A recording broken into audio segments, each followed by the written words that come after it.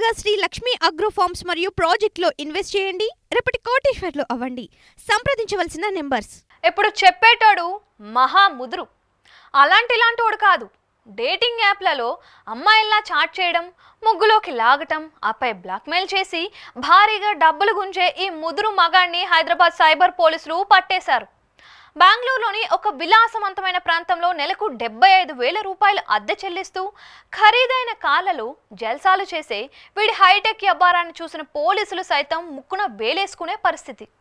Dating యాప్ల ద్వారా అమెరికన్లను, ప్రవాస భారతీయుల్ని మోసం చేసే ఘరానా కేటుగాడి గురించి తాజాగా ప్రెస్ మీట్ పెట్టి మరీ వివరాలు వెల్లడించారు హైదరాబాద్ పోలీసులు.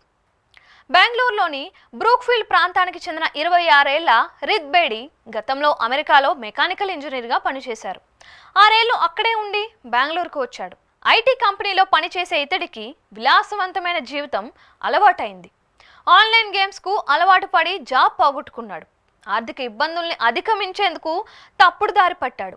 డేటింగ్ యాప్లలో అందమైన అమ్మాయిల ఫోటోలు సేకరించి నకిలీ ప్రొఫైల్స్ తయారు చేసేవాడు. ఆపై పురుషులతో చాటింగ్ చేస్తూ ఉండేవాడు.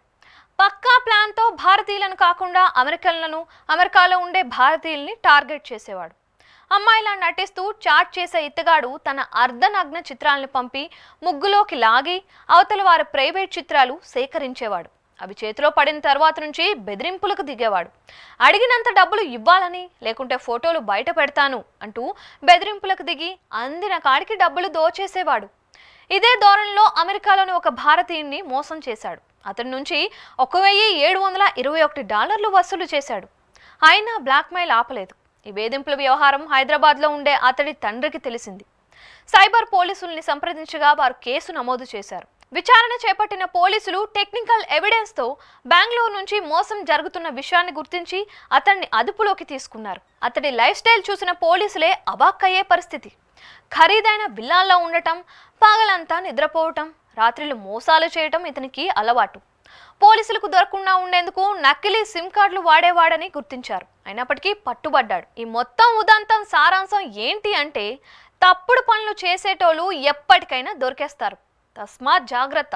సామాన్యులుగా శ్రీ లక్ష్మీ అగ్రో ఫార్మ్స్ మరియు ప్రాజెక్టులో ఇన్వెస్ట్ చేయండి. రేపటి కోటీశ్వర్లు అవ్వండి. సంప్రదించవలసిన నెంబర్స్.